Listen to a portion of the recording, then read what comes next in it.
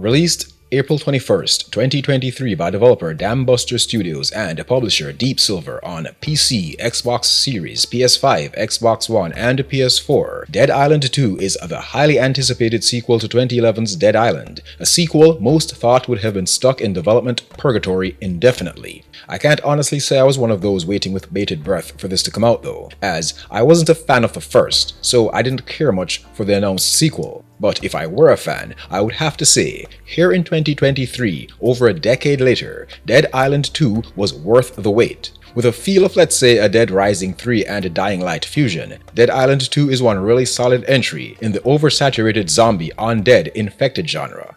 As reviewers and consumers, we tend to throw around this term, oh, another this, another that. But what Dead Island 2 is, to be accurate, is another zombie game done right. So right. Thanks a bunch, Deep Silver, for the review key. And don't you forget it! Let's start with the story. There's nothing particularly interesting about this story, as much like the characters here, it is your stereotypical zombie apocalypse story, and is only mildly interesting because of the AAA way in which it was delivered, which doesn't really say much, as with most, if not all AAA stories, they follow a done-to-death safe zone template. Let me put it this way, most persons who would not watch a zombie movie would more than likely be the kind of person who would say horror movies are silly, unrealistic, or perhaps too gory or scary. This is usually because said persons think that's all there is to these types of films. But these same persons, were they to give it a shot and watch, let's say 28 Days Later, a film which added substance, a more human, relatable element, elements that most persons could relate to, characters that one could empathize with, regardless of the fiction. I could say the same about The Walking Dead Season 3 before it all went to hell and beyond. I've seen persons who scoffed at zombie films binge watch that series, and I believe that is the main reason the producers and writers of that series never used the word zombie. They wanted to separate it from the juvenile cliches associated with the genre. So as long-winded as this tangent I seem to have gone off on appears, it is not without valid reason. The story and characters in Dead Island 2 were not to my liking. But it's not because it's a game with zombies or infected humans. A better story could have been told had they not gone the Shaun of the Dead Zombieland route, and more a 28 Days Later The Last of Us route. My point is, although I was able to bear the story and the cliche characters, I did see where better could have been done. But this is all relative, much like everything else. Lots of folks just wish to keep it light, and that's what Deep Silver and Dambusters did. Kept it lighthearted and easy on the brain and emotions. The story did, however, pick up a more serious tone as the game progressed, but that comical approach remained regardless. My take on the stories and characters is more to each their own kind of thing though, highly subjective.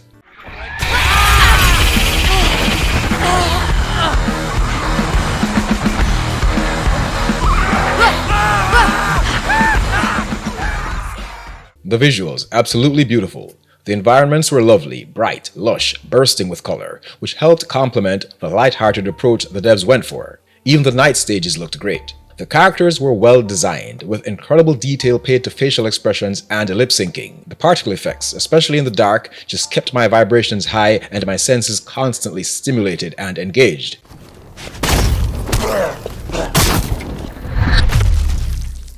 The overall art design gets 2 thumbs up. Only thing, and not a big enough deal to subtract points, were the lack of reflections.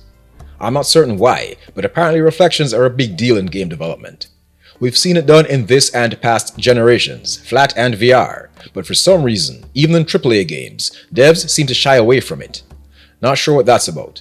What is this, from the 80s? Sound. The music was fitting for the vibe. Not my taste, but hey, truth be told, I don't really have much of a taste for music generally. Well, pop music, that is. 66 Alpine Drive. The score was superb though, and the voice acting was clearly done by talented actors. There is a caveat. Although the actors are talented, the material goes back to what I've been saying. I just don't like the characters. So it's kinda like watching Jim Carrey doing his version of what the masses consider funny. To me, he's just being a complete dumbass. Unentertaining. But that does not mean the man can't act, as he has proven to me in more serious works he's done. He's just a good actor doing bad material. Same here for the voice talent in Dead Island 2. I can't overstate how much I disliked these characters. all of them. Oh my god, amazing! There's an option to use voice command in-game. Here's the thing. I'm one of those few people who liked gimmicky devices like the Kinect. Perhaps explains why I'm so into VR. But my point is, I like to experiment with things like motion controls, body tracking, and voice commands. So I was willing to give this a shot, for science. But it was more of a hindrance than anything else. Sometimes it didn't register, and sometimes attempting to balance the audio levels were just a pain. It's like you'd have to be playing in a quiet room, alone, with your mouth shut, and only speak when addressing Alexa. Not worth the effort, but thanks for the quirky option anyway, guys.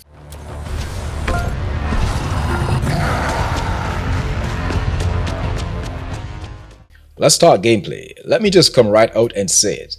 This game was designed for players. It just feels so good. On startup, we've got more options than I could shake a stick at. Controls, online, co-op, or single player, display options, UI settings, audio, language, and the Alexa game controls. You can choose from 6 different slayers. Yeah, slayers. The fact that the devs decided to call your characters slayers was my first red flag. I knew this was going to be some made for the younger generation type game. But yeah, you can choose from 6 different characters. I quickly grabbed the one I thought was the most attractive, as after looking at all of them, they basically had hard pass stamped on their foreheads. Thing is, when selecting a character in a game, I do my best to pick the one that closer matches my vibe, whether male or female. And by vibe, I don't mean a character that necessarily looks like me, with characteristics that match my own. But by vibe, I mean vibrations. But let me not go too deep with that. So, whether male or female, I have to like the character. I didn't like any of them, so I went full shallow hal, 100% superficial. I just went for physical E-attraction. Yeah, let me go copyright that real quick.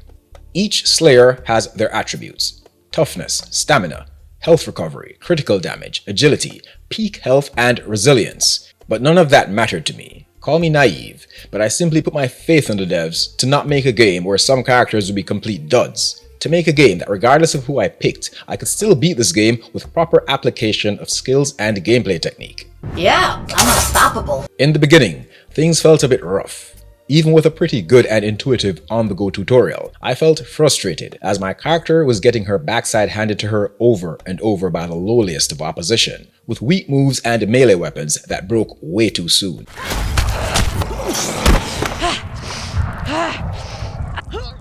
At one point, I was beginning to lose interest, but I knew better than to judge this game based on its early offerings. Once you keep at it, through Dead Island 2's easy-to-learn, easy-to-master, super intuitive upgrade features and gameplay elements, very soon you'll begin to feel almost overpowered, an unstoppable force. Just spend a little time mastering the fight mechanics. Know when to block, when to strike, when to back off, when to heal, when to use your projectile weapons, and monitor their recharge. If you get the hang of this early on, then by the time you begin to upgrade your character with the skill cards, with a variety of perks and abilities, you will soon feel like a Jedi.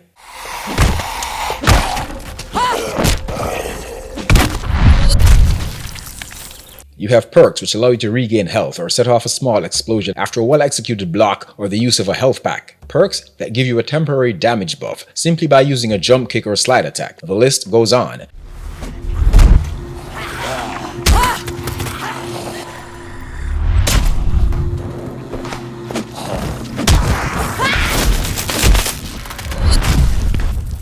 Dead Island 2's combat system was developed with entertainment at its core. If you have a rocky start like I did, trust and believe the sun will come out tomorrow. Just keep going. Ronnie says this place is packed with guns. Get to busting this gate open. And although Dead Island 2 is primarily, at its core, a melee-focused game, by the time, later down the line, when you get guns, oh yeah, you need to feel it for yourself. Let's see what this baby can do. The guns also feel really good and serve a purpose, not just coming off as a side or afterthought.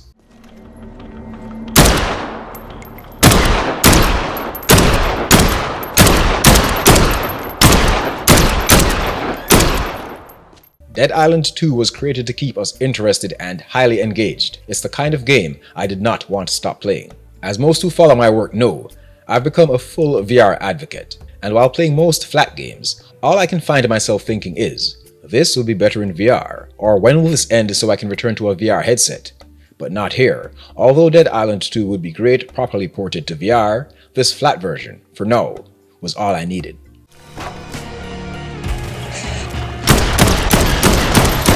Yeah! That took you by fucking surprise! You're given a very generous and highly useful skill tree, well in this case a skill card upgrade system. You're able to upgrade skills labeled Abilities, Survivor, Slayer, and Inhuman. Other than your wide range of melee weapons and eventual guns, you've got curveballs. These projectile-style weapons that recharge over time, like throwing stars, grenades, chem bombs, and so on. Very useful in getting you out of a pinch.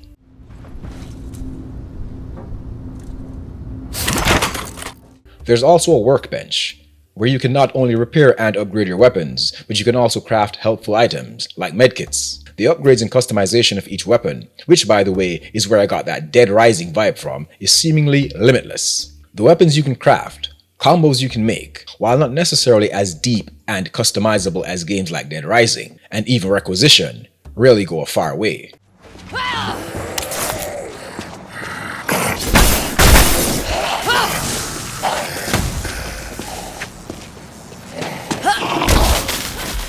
You've got elemental damage. I mean, you can add electricity to a weapon, which not only shocks the enemy on impact, but it can also be combined with the environment for some really cool environmental kills. You can pour water on zombies and slash them with some electrified Wolverine type claws, put your electrified machete in a pool of zombies and so on. It really has that "the limit is the sky" feel to it. Let your imagination be your guide.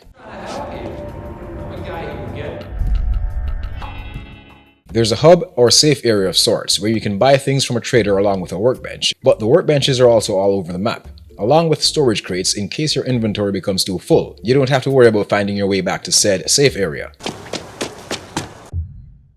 There's also fast travel, which helps a lot, especially since I could not drive any of the cars I stumbled on. Much like a comment I made when reviewing Dying Light 1, I saw all these cars and wished to drive some. Shortly afterwards, Dying Light devs released an update that allowed you to drive around. So who knows? Be careful going too close to these cars though. You may set off an alarm and alert the infected. While traversing, which is the part of the game that reminds me of Dying Light, without the parkour of course, you'll be doing a whole lot of looting. Pick up what you can, when you can. You'll need these items for crafting. There was never a point though where it felt like a grind, and there was also never a point where any particular item was hard to find. Sometimes you'll find rare items, while sometimes you'll pick up a lot of common parts. Maybe since I was really content with my loadout and never required any specific weapons is why I never felt that grindy pressure. Who knows? Room service! This is Major Booker, 307. Bring more booze! Room 307.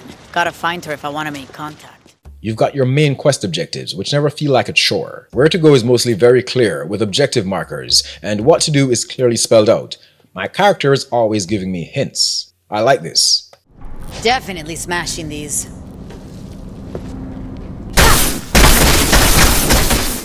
When I need some brain-busting adventure, I know where to go. Dead Island 2 is clearly working with that high action, very little slowdown, keep it moving vibe, and I like it. Michael, you there? I'm here to rescue you.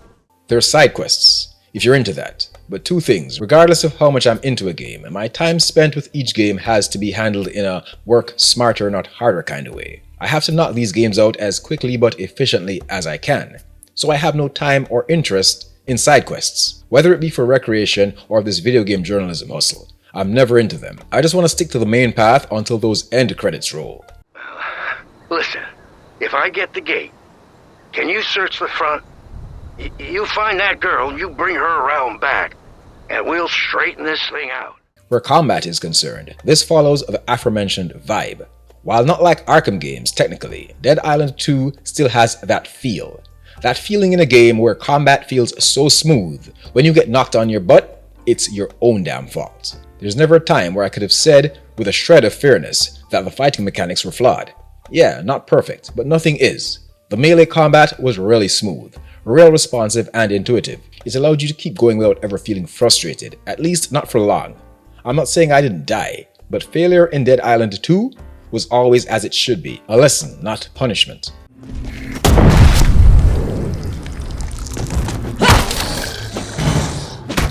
The boss fights followed suit. Not too easy, not too hard, just right on that sweet spot. Felt really good each time I took one out.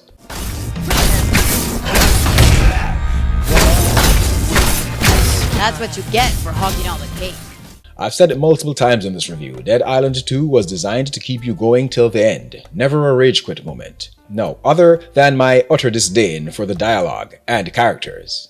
The only real issue I found with Dead Island 2 were a few minor bugs, a bit of clipping, and this one area where when I died and the area reloaded, I had to exit the game and start again in order for it to work as it should. There was this fuse box. Yeah, by the way, this game is filled with those cliche tasks and fetch quests. Something always needed a fuse. This city has a real breaker shortage, huh? So yeah, I had to put a fuse in a junction box. Every time I died and had to do it again, the junction box would be closed. It would still take the fuse, but then the rest of things required for stage progression would not work right. So I had to restart the game, go back to the now opened junction box, place the fuse, then proceed. If I died, rinse and repeat. No way I'm doing all that again. Other than those minor peeves and inconveniences, Dead Island 2 is a total win. I got more than I expected here, and fully recommended this game to just about any player. Regardless of your preferred genre, Dead Island 2 has the potential to turn anyone into a believer.